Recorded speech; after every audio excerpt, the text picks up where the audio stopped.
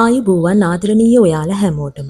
ඉතින් මම ඔයගලන්ට වීඩියෝ එකක් අරගෙන එන්නේ හුඟක් කාලෙකින්. ඒකට හේතුව මම හුඟක් අසනීප වෙලා හිටියා. ඊට පස්සේ ගම් වතුර ආවා. ඇත්තටම අපිට ගම් වතුර ආවේ නැති වුණාට අපේ අක්කලා ගෙදරට ගම් වතුර ආවා. ඉතින් ඒගොල්ලොත් එක්ක ඒගොල්ලන්ගේ වැඩ කටයුතු වලට හිර වෙච්ච නිසා ඇත්තටම ඔයගලන්ට වීඩියෝ එකක් ගේන්න ගොඩාක් කාලයක් ගියා. ඒ කාලය අතරතුර මගේ මල් පැල හුඟක් මැරිලා තිබුණා වතුර දාගන්න බැරිව ගිය නිසා. ඒ වගේම ආච්වල තිබිච්ච සමහර වැල් හුඟක් වැවිලා තිබුණා. ඒ කියන්නේ කපන්න ඒක බලන්න බැරුව ගිය නිසා. ඒ වගේම හුලකට මගේ අර ගෝල්ඩන් බෙල් පැලේ එහෙම ආච් එකත් එක්කලම කඩාගෙන බිමට වැටිලා තිබුණා. ඒ දවස්වල හුලං වැඩිය තිබිච්ච නිසා මොකද ඒ ගහේ අතු බර නිසා වැල් ටික බර වැඩි නිසා ආච් එකට සේරම කඩාගෙන වැටිලා තිබුණා. ඉතින් අපි දෙන්න ආපහු පටන් ගත්ත අපේ ගාඩන් එක තිබිච්ච විදිහටම ආපහු ලස්සන කරගන්න. ඉතින් මේකෙන් ඕගොල්ලන්ට ගන්න දෙයක් තියෙයි කියලා හිතුණු නිසා මම හිතුවා මේ වීඩියෝ එකත් ඕගොල්ලොත් එක්ක ෂෙයා කරගන්න. ඊට ඉස්සෙල්ලා අපි බලමු අපේ අක්කලා ගෙදර ගම් වතුරෙන් වෙලා තිබිච්ච හානිය කොයි වගේද කියලා. ඇත්තටම කිව්වොත් ඒ වෙලාවේ වීඩියෝ එකක් කරන්න තරම් මානසික මට්ටමක් අපි කාටවත් තිබුණේ නෑ. මේ වීඩියෝ එකත් අක්කගේ දුව එයාගේ තාත්තිට යවන්න නිසා ගත්තු වීඩියෝ එකක්. වතුර ආපු උඩ වැඩිකමට ඒ කියන්නේ මෙච්චර කල් මෙහෙම වතුර ඇවිල්ලා නැහැ. උඩ වැඩිකමට අපි උඩට දාපු බඩු ඔක්කොමත් පෙරලිලා අපි වතුර දාපු දාට පහුවදා යනකොට බඩු ඔක්කොම වතුරේ පාවෙවි තමා තිබුණේ. ඔයගලන්ට පේනවා ඇති මේ ගෑස් ටැංකියේ මේ කුස්සියේ තිබිච්ච ගෑස් ටැංකියේ තමයි මේ සාලෙට ඇවිල්ලා තියෙන්නේ. ඉතින් මේ වතුර බැහැගෙන යනකොට අපි බලන්න ගියාම මොකද වතුර තියෙනකොට අපිට මේ එන්න බැරුව ගියා. ගාක් වතුර මට්ටම උඩට තිබිච්ච නිසා හැම බඩුවක්ම තිබ්බ තැනින් එහාට ගිහිල්ලා එක්ක පෙරලිලා පාවෙවි තමා තිබුණේ. ඇත්තටම වොෂින් මැෂින් එක පවාම ඔයගලන්ට පේනවා ඇති මේවා තියෙන විදිහෙන් කොහොම තියෙන්නේ නැද්ද කියලා. ඇත්තටම අපි උඩට දාපු බඩු හිටන් සේරම තෙමිලා තිබුණා. ඔක්කොම ගම් වතුරට පෙරලිලා තිබුණා. ඉලෙක්ට්‍රික් බඩු හැම එකක්ම ගෙදර ගන්න කියලා ඉතුරු වෙලා තිබිච්ච කිසිම දෙයක් ඇත්තටම නැති තරම්. මේ බාත් รู එක ඔයගලන්ට පේනවා ඇති එකෙත් මඩ හැම තැනම. ඉතින් ඊට පස්සේ අපි කලේ මේක අස් කරන්න පටන් ගත්තු එක. මේගොල්ලෝ දකින වීඩියෝ එක අපි සෑහෙන දුරට අස් කරාට පස්සේ ඉතින් ඇත්තටම මෙහෙම තිබිච්ච එකක් තමයි ඔයගොල්ලෝ ඉස්සෙල්ලා දැක්කේ. ගොඩාක් ඒ කියන්නේ හිතා ගන්න බැරි විදිහටම අපිට අස් කරන්නේ කොතනින්ද පටන් ගන්න කියලා හිතා ගන්න බැරි විදිහටම හුඟක් අවුල් වෙලා තිබුණා. මේ ඇත්තටම අපි හුඟක් දුරට අස් කරාට පස්සේ ඔයගොල්ලෝ මේ වීඩියෝ එක දකින්නේ. තාමත් ඉවර නෑ. තාමත් ඉතින් අස් කරනවා වගේ.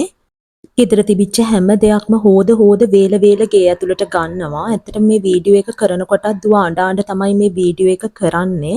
මොකද ඒ තරමට දුක ඒගොල්ලන්ගේ පොත්පත් පවාම හැම එකක්ම නාස්ති වෙලා තිබුණා. ඒ කියන්නේ තෙමිලා තිබුණා.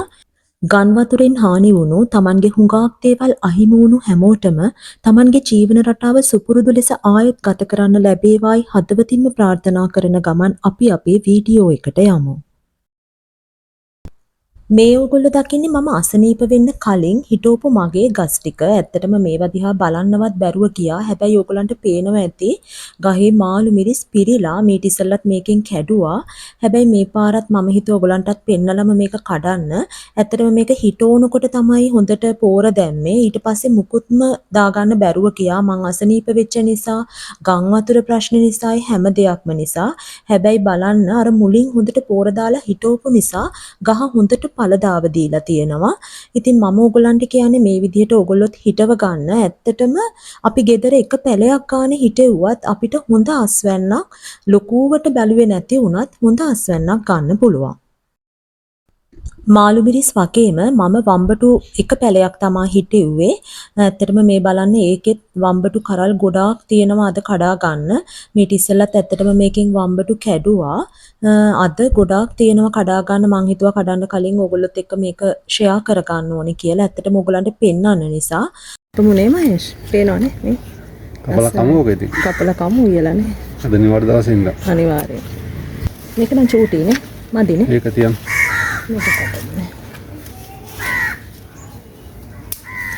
බලන්නකො මේ වගේ එක ගහක් හිටව ගත්තාම අපි ඕන කෙනෙකුට පාන් එක වේලකට අපිට හොඳට ඇති වෙන්න 4-5 දෙනෙක් හිටියත් හොඳට ඇති වෙන්න බටු කන්න පුළුවන්. හරි අතක් හොඳ එකක් තියෙනවා.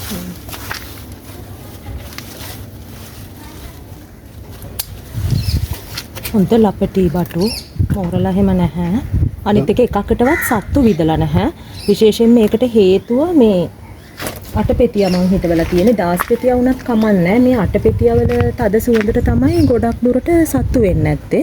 මුළු පාත්තියේම අර පෝච්චි වලට ඉස්සරහින් දිගටම මං අටපෙතිය දාලා තියෙන්නේ. මේ මල් නොපිපුණොත් මේකේ මේ කොළවල තියෙන සැර ගඳට මේ සත්තු වෙන්නේ නැහැ.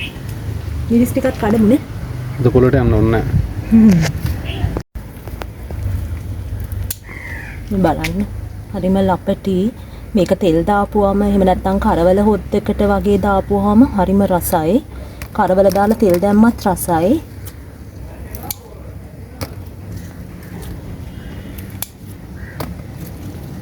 මේව මදිනේ. ඒක ඇති. මේක ඇති. මේව මදිනේ. ඒක පොඩි.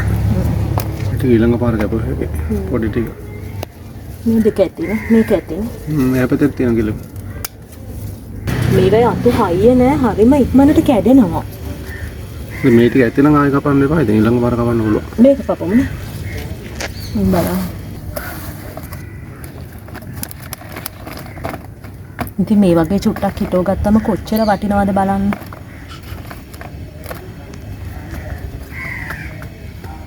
මේ මගේ අවු මිරිස් ගහේ තියෙන අවු මිරිස් ටික.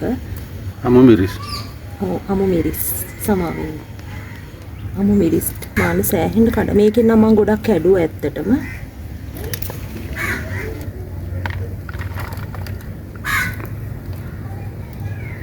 මේ බාන මේ වගේ එක පැලයක් තිබ්බත් අපිට වේලකට දේවල් ගෙදරින්ම හොයා ගන්න පුළුවන්. කිසිම වසවිසක් නැතුව, කිසිම රසායනික දෙයක් නැතුව, කාබනීක වගා කරන මේ වගේ එළවලුවක් දෙකක් අපිට ගෙදරින් මේ එක පැලේ තිබිලා තමයි මම මේ විදිහට කඩාගෙන තියෙන්නේ. ඉතින් ඒ ටිකත් කඩාගෙන අපි යමු මගේ මල් පැල පැත්තට. ඕගොල්ලෝ දන්නව ඇති මේ පැලේ. ඕගොල්ලෝ ගාවත් ඇත්තටම ඇති මේ පැලේ. මේකේ කාලෙකට පණුවෙක් බෝ වෙනවා. මගෙත් මේ පැල දෙක හොඳට තිබුණාට අනිත් හැම එකක්ම ඕගලන්ට පේනවා ඇති. නිකන් කේඩෑරි වෙලා වගේ ගිහිල්ලා මේකේ කඳ පණුවෙක් කනවා. එතකොට තමයි මෙහෙම වෙන්නේ. ඉතින් ඒකට කරන්න ඕනේ මම ඕගලන්ට මේ පණුවවත් පෙන්නන්නම්. ඉතින් ඒකට කරන්න ඕනේ ඇත්තටම මේක බේර ගන්න බෑ මේ ගහ කපන්නේ නැතුව. මේක යටින්ම මුල ගාවිම පෝච්චියේ යටින්ම කපන්න ඕනේ. කපලා කරන්න ඕනේ මේකට ලුණු දාන්න. ලුණු දාන්න කියන්නේ වතුර ලීටර 2කට විතර ලුණු මේස හැඳි 2ක් 3ක් දාලා ඒක හොඳට කලවම් කරලා ඒ වතුර එක මේකට හලපුවාම ඒ ප්‍රශ්නේ විසඳ ගන්න පුළුවන්. ආයෙත් මේ පැලේ හැදෙනවා. මගේ එකපාරකුත් අවුරුද්දකට 2කට විතර කලින් මේ විදිහට වුණා. ඊට පස්සේ මම කළේ ලුණු දාලා යටින්ම ගස් ටික කපපු එක. දැන් මේ ඊට පස්සේ හැදිච්ච එකට තමයි මේ ආයෙත් ඒ පණුව බෝ වෙලා තියෙන්නේ. මේගොල්ලන්ට පේනවා ඇති. ඒ පණුව තමයි මේ. ඉතින් ඕගොල්ලන්ටත් මේ වගේ ගස් තියෙනවා නම් ඕගොල්ලන්ටත් මේ අත්දැකීම තියෙනවා නම් මේ පැල ටික මැරෙන්න කලින් ඕගොල්ලන්ට පුළුවන් මම කියපු විදිහට යටින්ම කපලා ලුණු වතුර දාන්න. සාන්ද්‍රණය ඇත්තටම අඩුවෙන් දාන්න. මොකද වැඩිපුර ලුණු දැම්මොත් පැලේ මැරිලම යන්න පුළුවන්. ඒත් එක්කම ඕගොල්ලෝ මේ දකින්නේ වැස්ස නිසා බලන්න බැරි වෙච්ච නිසා මගේ තාප්පෙන් එළිය තියෙන පළල් පහුරු පැලේ හොඳටම වැවිලා කැත වෙලා තියෙනවා. ඒ වගේම තමයි මගේ මේ රොටෙන්ටඩේලියා පැලෙත්. ඉතින් ඕගොල්ලන්ට පේනවා ඇති ඕනෑවට වඩා වැවිලා කැත වෙලා තියෙන්නේ. ඉතින් මං කලේ ඒවා සේරම හොඳට අතු කපලා ආයෙත් ලස්සනට හදාගත්තු එක. දැන් මල් පිපෙන්නෙත් නෑ. රොටෙන්ටඩේලියා එකේ එහෙම හැමදාම මල් පිපුණා. ඕගොල්ලන්ට මතක ඇති මගේ පැලෙත් මම පොඩි වීඩියෝ එකක් දාන්නම් ඕගොල්ලන්ට ඒකේ මල් තිබිච්ච වෙලාවේ ගත්තු වීඩියෝ එකක්. ඉතින් මං කලේ ඒකේ අතු සේරම ආපහු කැපුවා. හැම එකේම ඔක්කොම කපලා ආයෙත් ලස්සනට හදාගත්තා. ඉතින් ටික ටික දැන් ගාඩන් එක ආපහු හදා ගන්න ඕනේ. ඕගොල්ලොත් ඕගොල්ලන්ගේ මේ වගේ වැල් වර්ග තියෙනවා නම් කාලෙන් කාලෙට ඒවා කපන්න. එතකොට අලුතෙන් දළු ඇවිල්ලා හොඳ ලස්සනට හැමදාම එකම විදිහට ඕගොල්ලන්ට මේ ගස් ටික තියාගන්න පුළුවන්.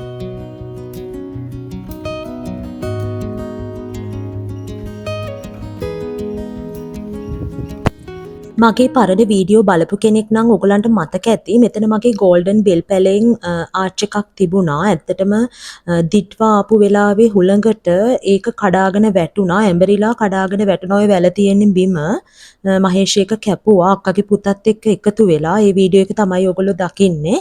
ඇත්තටම ආච් එක ගන්න බැරුව ගියා. ආච් එක ඇඹරිලා තමයි වැලත් එක්ක කඩාගෙන වැටිලා තිබුණේ. මොකද මේ වැලේ බරට ඔයගලන්ට පේනවා ඇති ඔක ලස්සනට මල් පිපිලා තිබුණා. බලපු නැති කෙනෙක් ඉන්නවා නම් මගේ පරණ වීඩියෝ එක බලන්න මම ලින්ක් එක දාන්නම්. ඇත්තටම මාර ලස්සනට තිබුණා. කුරුල්ලෝ ගෙවල් හදලා හිටන් තිබුණා ඔය ගහේ. ඉතින් ඒක දැන් කැඩුණු නිසා අපි හිතුවා ඒකට අලුතෙන් ආච් එකක් දාන්න.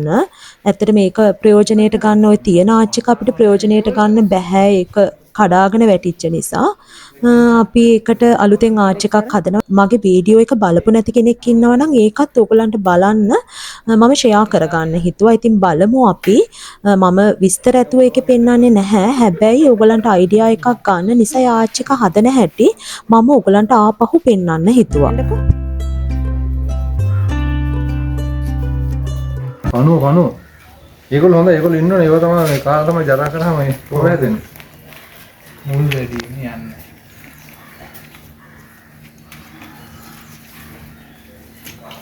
දැන් හරි. ඊළඟ නවම්බර් වෙනකොට ආයෙ හදලා තියෙයි. ඒක ආයෙ පාරක් වැටෙන්නේ. මේ ඔයගොල්ලෝ දකින්නේ අපි කැඩුණු ආච් එක අර දිට්වා වලින් අපේ හුළඟ ඇවිල්ලා කැඩිච්ච ආච් එක අපි ආයෙ අලුතෙන් හදන විදිය. ඇත්තටම මේ වීඩියෝ එක ඔයගලන්ට එක්ක ආයෙ ෂෙයා කරගන්න හිතුවේ. මගේ වීඩියෝ එක බලපු නැති කෙනෙක් ඉන්නවා නම් එයාලටත් පහසුවක් වෙන්න. ඇත්තටම අපි ඕන කෙනෙකුට මේ විදිය ආච් එකක් හදාගන්න පුළුවන්. නේද මහේෂ්? කිසිම අපහසුයක් නැතුව ඕනම කෙනෙකුට මේ විදියට ආච් එකක් හදාගන්න පුළුවන් නේ ඔය කරන විදියට. ඔව් මේක ලේසියෙන්ම කරගන්න පුළුවන්. අපි නිකන් ඉනිමගක් හදනවා වගේ තමයි මේක හදන්න තියෙන්නේ. අපිට අවශ්‍ය පරතරය කොහොමද කියලා දැනගන්න ඕනේ. එතකොට අපිට හරහට බඳින බටවල ප්‍රමාණය අපි හිතා ගන්න ඕනේ අපිට මොන වගේ පෝච් එකද අපි පාවිච්චි කරන්න කියලා. ඒ අනුව තමයි යෝගේ සයිසස් ටික වෙනස් වෙන්නේ. ඊට පස්සේ බට අතර පරතරය කියන්නේ ගැට ගන්නකොට ඉනිමගේ අර තියෙන පඩියෙන් පඩිය වගේ පරතරෙත් තමන්ගේ අතේ තමයි තියෙන්නේ. කොච්චරද ඈත් වෙන්න ඕනේ කොච්චර ලඟ වෙන්න ඕනේද කියලා. ඒකත් හිටවන පැලය සහ වැල අනුව වෙනස් වෙන්න පුළුවන්. හැබැයි ඒක චුට්ටක් ඈත් කරගත්තත් කමන්නේ අපිට මැදින් මැදට අර පටි ගැට ගහන්නත් පුළුවන් නේ. ඔව් හරහට සපෝට් එකට නූල් වගේ ගැට ගන්න පුළුවන්. එතකොට ඒක දිගේ අතු මේ වැල යන්න පුළුවන්. වැල යන්න පහසු වෙනවා නේද? ගැටලුවක් නෑ. ඔව් එතකොට තව චුට්ටක් ඔයා විස්තර කරොත් බලපු නැති කෙනෙකුට මේක තව මොනවා හරි මේකේ අපහසු තැනක් එහෙම වාට කියන්න දෙයක් තියෙනවද මේක හදනකොට? මේක ලස්සන වෙන්නේ හැබැයි අර එකම ප්‍රමාණයට ගත්තොත් නේද? ඔව් පරතරය එකම ගන්නට ගන්න ඕනේ. මැනලා එක රූලර් එකකින් හරි නැත්නම් නූලකින් කෝටුවකින් මැනලා තමයි ගන්න ඕනේ. ඔයා නම් කරන්නේ අර මේ හරහට ගන්න පටියකම මිම්ම ගන්න එක නේද? ඔව් හරහට ගන්න එකකින්ම ඒ බටේකින්ම තමයි අනිත් පැත්තට දිග අතරත් මම මිම්ම ගන්නෙ. ඊට පස්සේ ඒක මොකද එකම විදිහට උතර තියෙනවා. පරතරය එක විදිහට තිබ්බොත් තමයි ලස්සන වෙන්නේ. නැත්නම් තනින් තන තිබ්බොත් එතකොට අර පිළිවෙලට එන්නේ නැහැ ආච් එක හයි කරාට පස්සේ. ඔව් අනිත් එක පෝච්චිය ඔයගොල්ලෝ හිටවන පෝච්චිය අනුවත් පළල ගන්න ඕනේ. පෝච්චියේ ප්‍රමාණය මැනලා තමයි හරහට හිටවන පොඩි බට කෑලි ගන්න ඕනේ නේද? අනිවාර්යයෙන්ම ඉස්සලාම තමන් තීරණය කරන්න මොන පෝච්චියටද අපි මේ ආච් එක හදන්න කියලා. පෝච්චි දෙකක් ඕන දෙපැත්තට. එතකොට මේ පෝච්චි දෙකේ පිටින් පිට එන විශ්කම්බයට තමයි අර හරස් බටේ තියාගන්න ඕන.